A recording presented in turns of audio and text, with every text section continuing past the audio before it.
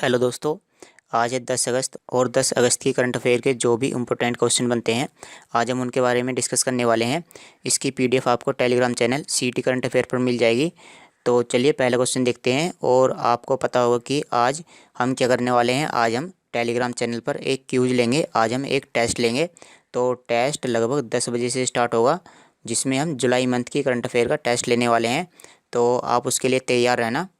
चलिए अब हम पहला क्वेश्चन देखते हैं। देखिए, 9 अगस्त को पूरे भारत में कौन सा क्रांति दिवस मनाया जाता है। तो 9 अगस्त को मनाया जाता है अगस्त क्रांति दिवस। तो इसके बारे में जान लेते हैं। ये जो अगस्त क्रांति दिवस है, इसमें हुआ क्या था। इसमें 9 अगस्त 1942 को भारत छोड़ो आंदोलन की शुरुआत की गई थी महात्मा गांधी के द्वारा। तो यह आंदोलन जो है यह अंग्रेज़ों को भगाने के लिए महात्मा गांधी के द्वारा शुरू किया गया था। और इसकी शुरुआत कहाँ पर की गई थी। इसकी शुरुआत की गई थी मुंबई से, क्योंकि यह आंदोलन अगस्त में शुरुआत हुआ था। तो इसी की वजह से हम इसको अगस्त क्रांति दिवस के नाम से भी जानते हैं। तो इसकी शुरुआत जो है वो मुंबई के गोवालियर टैंक मैदान से हुई थी। और इस साल भारत इसकी 79वीं वर्षगांठ मना रहा है। जो संस्कृति मंत्री हैं जी किशन रेड्डी, इन्होंने इसकी 79वीं वर्षगांठ का उद्घाटन किया है। और आप ये भी जान लीजिए कि ये जो भारत छोड़ो आंदोलन है, यहाँ जो ये नारा है भारत छोड़ो, इसको किसने दिया था। इसको दिया था यूसुफ मेहराली ने। चलिए क्वेश्चन नंबर 2 देखते हैं। 9 अगस्त को पूरे विश्व में कौन सा दिवस मनाया जाता है। तो 9 अगस्त को मनाया जाता है विश्व आदिवासी दिवस या world tribal day. World tribal day मनाया जाता है 9 अगस्त को। तो यह दिवस आदिवासी लोगों के लिए मनाया जाता है।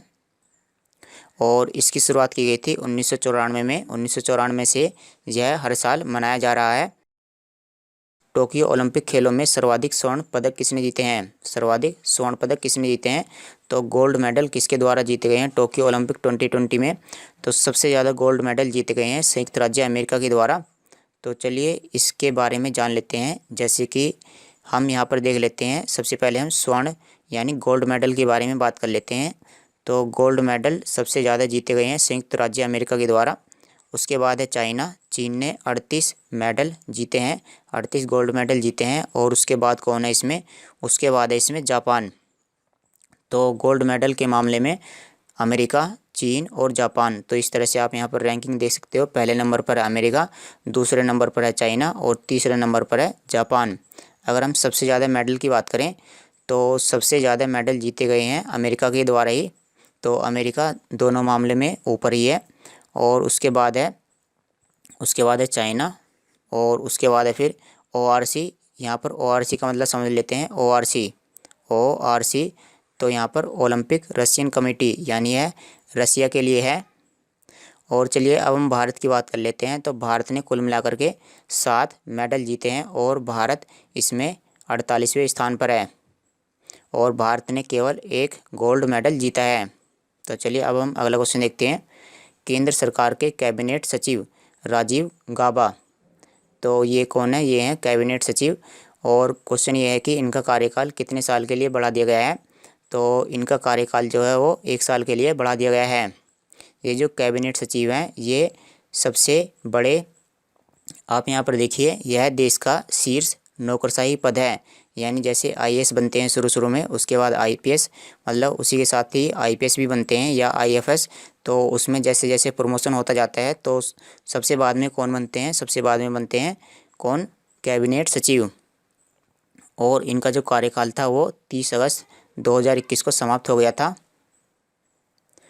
ऑस्ट्रेलिया के किस गेंदबाज ने अपने डेब्यू में हैट्रिक लेने वाले दुनिया के पहले गेंदबाज बन गए हैं। तो ऑस्ट्रेलिया के गेंदबाज का नाम बताना है जिन्होंने पहली बार खेलते हुए ही लगातार 3 विकेट ले लिए हैं। हैट्रिक का मतलब क्या होता है। हैट्रिक का मतलब होता है कि लगातार 3 बॉलों पर 3 विकेट। तो इनका नाम क्या है, आप यहाँ पर देख सकते हो। ये हैं, इनका नाम है नाथन एलिस। ये ऑस्ट्रेलिया के गेंदबाज हैं। और एक बात और बता देता हूँ, जैसे इन्होंने लगातार 3 विकेट लिए हैं, इन्होंने T20 में लगातार 3 विकेट लिए हैं। और इनके लिए ये करना आसान था। ये करना इनके लिए आसान था क्योंकि इन्होंने ये जो 3 विकेट लिए हैं ये किस में लिए हैं। जैसे 20वां ओवर आता है, 20वां ओवर यानी लास्ट 3 गेंदों पर इन्होंने 3 विकेट लिए हैं।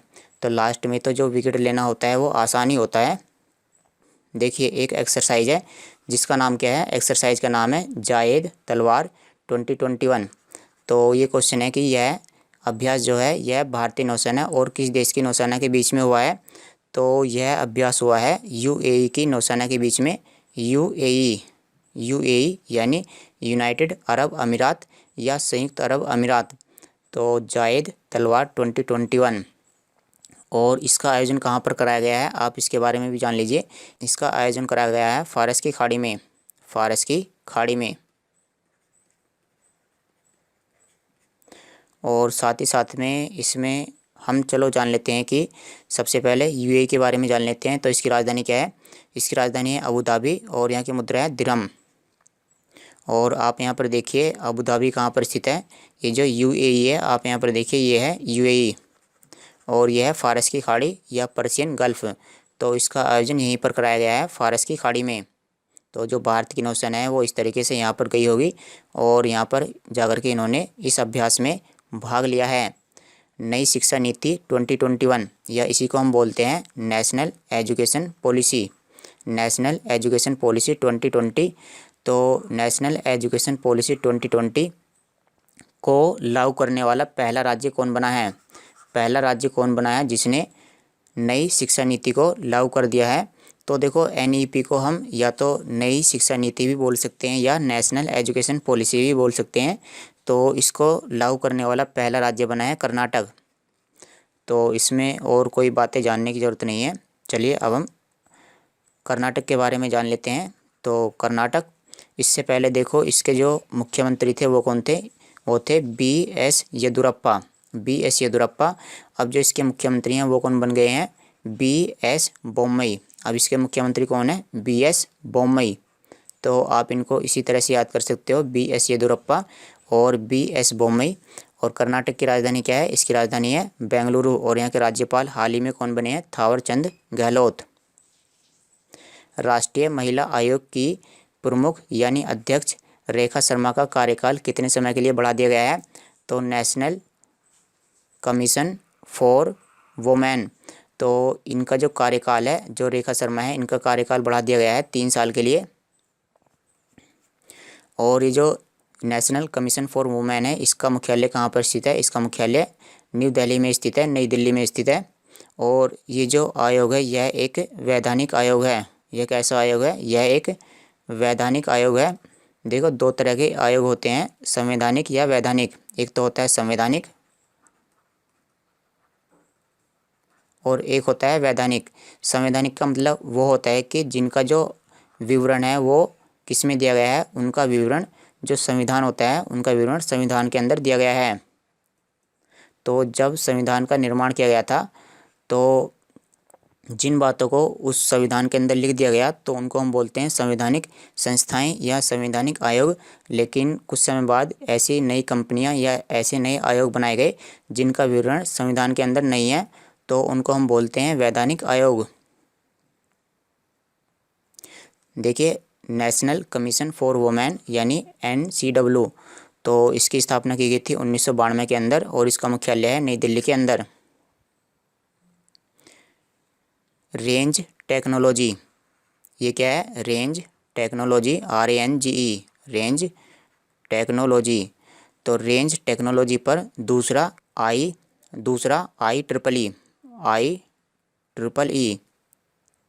अंतर्राष्ट्रीय सम्मेलन का आयोजन किसने किया है। तो ये जो दूसरा IEEE अंतर्राष्ट्रीय सम्मेलन है इसका आयोजन किसके द्वारा किया गया है और इसमें रेंज टेक्नोलॉजी के ऊपर बातें की गई हैं। तो इसका आयोजन किया गया है DRDO के द्वारा। DRDO, देखो DRDO की 52 लैब हैं, DRDO की 52 प्रयोगशालाएँ हैं और उनमें से एक प्रयोगशाला है ITR यानी इसी को हम बोलते हैं इंटीग्रेटेड टेस्टिंग रेंज चांदीपुर। तो इसी की एक प्रयोगशाला है एकीकृत परीक्षण रेंज। तो इसके द्वारा इस सम्मेलन का आयोजन किया गया है। तो आप इसको याद कर सकते हो। इसमें जो रेंज टेक्नोलॉजी होती है यह डिफेंस से संबंधित एक टेक्नोलॉजी होती है और इसमें इसी के बारे में बातें की गई हैं। चलिए DRDO के बारे में जान लेते हैं। Defence research and development organisation, तो रक्षा अनुसंधान एवं विकास संगठन। तो इसकी स्थापना 1958 में हुई थी। इसके जो संस्थापक हैं वो कौन है? अविनाश चंद्र। और वर्तमान में इसके जो अध्यक्ष हैं वो कौन है? जी सतीश रेड्डी। और इसका मुख्यालय नई दिल्ली में स्थित है। और वर्तमान में इसमें 52 प्रयोगशालाएँ हैं। यह रक्षा मंत्रालय के तहत कार्य करता है। निम्नलिखित में से किसने पीएम दक्ष पोर्टल या पीएम दक्ष मोबाइल ऐप लॉन्च किया है? तो यह लॉन्च किया गया है सामाजिक न्याय एवं अधिकारिता मंत्री के द्वारा। पीएम दक्ष योजना, तो पीएम दक्ष योजना के लिए ही पीएम दक्ष पोर्टल यानी एक वेबसाइट लॉन्च की गई है। तो वेबसाइट पर क्या कर सकते हैं? वेबसाइट पर जा कर के आप अपना रजिस्ट्रेशन कर सकते हो। जैसे जो व्यक्ति पीएम दक्ष योजना का लाभ उठाना चाहते हैं तो वो क्या कर सकते हैं? वो पीएम दक्ष पोर्टल या तो वो मोबाइल ऐप पर जा कर के अपना रजिस्ट्रेशन करा सकते हैं, या साथ ही साथ में वो पोर्टल यानी वेबसाइट पर जा कर के भी वो अपना रजिस्ट्रेशन करा सकते हैं। तो ये जो पीएम दक्ष योजना है यह किसके लिए है? आप यहाँ पर देखिए, skill development training in various courses. तो इस योजना के तहत क्या किया जाएगा? इस योजना के तहत स्किल डेवलपमेंट के लिए ट्रेनिंग दी जाएगी। यानी जो लोग हैं वो कुछ ना कुछ सीखना चाहते हैं। जैसे आप यहाँ पर देख सकते हो, ये कुछ यहाँ पर ये सिलाई से रिलेटेड कार्य है। और यहाँ पर इस तरह का इनके हाथ में देखो ये टूल है। तो कुछ भी हो सकता है, जैसे वेल्डिंग से रिलेटेड कार्य सिखाया जा सकता है। तो पीएम दक्ष योजना का उद्देश्य क्या है? इसका उद्देश्य है कि लोगों को स्किल किया जाए। किस राज्य ने भारतीय एमएसएमई के उत्पादन को अंतर्राष्ट्रीय बाजारों में ले जाने के लिए वॉलमार्ट के साथ में समझौता किया है? तो वॉलमार्ट एक अमेरिकी कंपनी है और इसका कार्य ऐसा ही होता है जैसे जो अमेजोन है या फ्लिपकार्ट है। तो यह भी एक ई कॉमर्स कंपनी है और यह अमेरिका की कंपनी है। तो इसके साथ में समझौता किसने किया है? इसके साथ में समझौता किया है हरियाणा ने। तो इसका उद्देश्य क्या है? इसका उद्देश्य है कि जो हरियाणा के जो एमएसएमई सेक्टर है यानी जो हरियाणा की जो कंपनियां हैं वो अंतर्राष्ट्रीय बाज़ारों में अपना माल भेज सकें। तो निर्यात की वजह से ही हरियाणा के द्वारा वॉलमार्ट के साथ में समझौता किया गया है। चलिए हरियाणा के बारे में जान लेते हैं। इसकी राजधानी है चंडीगढ़ और यहाँ के मुख्यमंत्री हैं मनोहर लाल खट्टर। भारतीय रेलवे द्वारा शुरू किए गए ग्राहक शिकायत, तो जो कस्टमर होते हैं यानी जो भारतीय रेलवे में ट्रैवल करते हैं उन्हीं की शिकायत के लिए और उन्हीं की पूछताछ के लिए, अगर उनको कुछ पूछना है या कोई सुझाव या उन्हीं की सहायता के लिए, तो भारतीय रेलवे के द्वारा एक कार्यक्रम लॉन्च किया गया है। तो उसका हमें नाम बताना है। तो वो जो समाधान या कार्यक्रम लॉन्च किया गया है उसका नाम क्या है? उसका नाम है रेल मदद। इसमें क्या किया गया है? इसमें एक मोबाइल नंबर दिया गया है और उसका नाम क्या है? 139। तो आप इस पर कॉल करके आप चाहे तो आप शिकायत दर्ज करा सकते हो, चाहे आप किसी के बारे में भी कुछ भी जानकारी ले सकते हो। और साथ ही साथ में जैसे कि इसमें एक नंबर दिया गया है, इसमें एक वेबसाइट, इसमें एक ऐप भी है। साथ ही साथ में इसमें आप एसएमएस के ज़रिए भी आप शिकायत करा सकते हो। और यहाँ पर ये जो सुविधा है यह 24 घंटे 12 भाषाओं में उपलब्ध है।